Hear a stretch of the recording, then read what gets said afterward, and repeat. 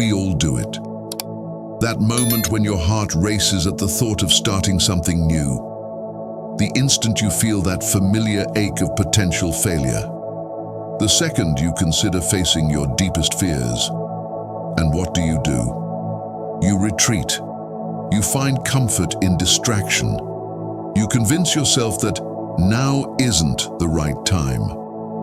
Fyodor Dostoevsky, after facing a mock execution and spending years in a Siberian prison camp, made a profound observation. Pain and suffering are always inevitable for a large intelligence and a deep heart. Yet here we are, in our comfortable lives, doing everything possible to avoid even the smallest discomfort. Let me tell you a story.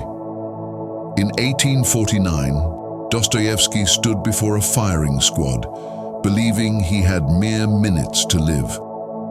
In those moments, he understood something that would change his life forever. The true value of every breath, every heartbeat, every moment of existence, even the painful ones, especially the painful ones. He wrote later, "To live without hope is to cease to live." But what he really meant was that to live without facing our fears is to never truly live at all. Think about it. When was the last time you truly grew without experiencing discomfort? When did you last achieve something meaningful without pushing through resistance? That promotion you want? Behind a wall of difficult conversations, that relationship you dream of? Behind the fear of vulnerability? That business you imagine starting? Behind the terror of failure? Here's what's really costing you everything. Not the pain itself, but your relationship with it. You've been conditioned to believe that discomfort is your enemy. But what if, like Dostoevsky discovered, pain is actually the doorway to everything you want? To love is to suffer, Dostoevsky wrote.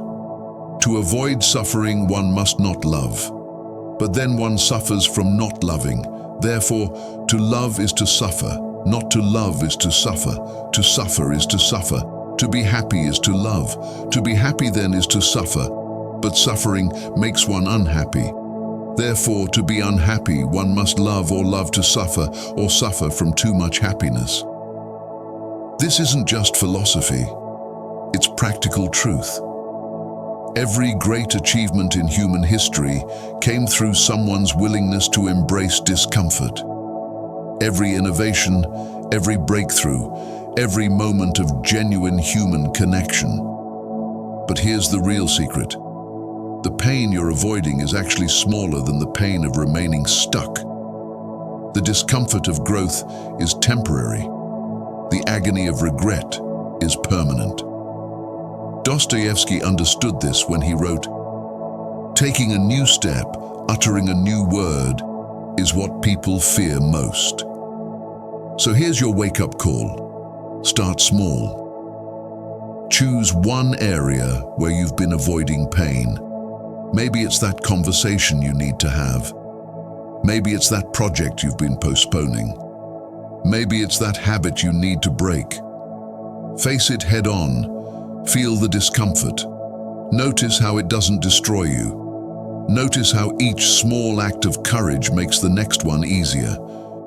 Remember what Dostoevsky taught us. Pain and suffering are always inevitable for a large intelligence and a deep heart. Your capacity for pain is directly proportional to your capacity for greatness. Don't let this be just another video you watch and forget. Take out your phone right now. Set a reminder for tomorrow morning with these words. What pain am I avoiding today? Then face it. Start small, but start today.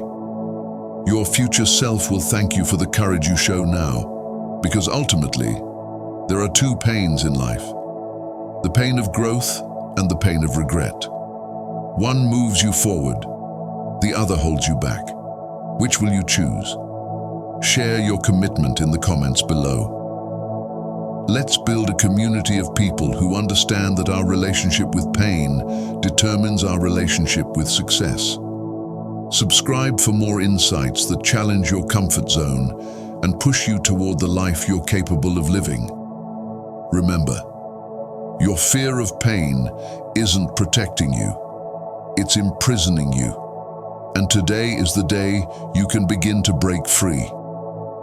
Would you like me to adjust any particular section or add more specific examples to certain parts?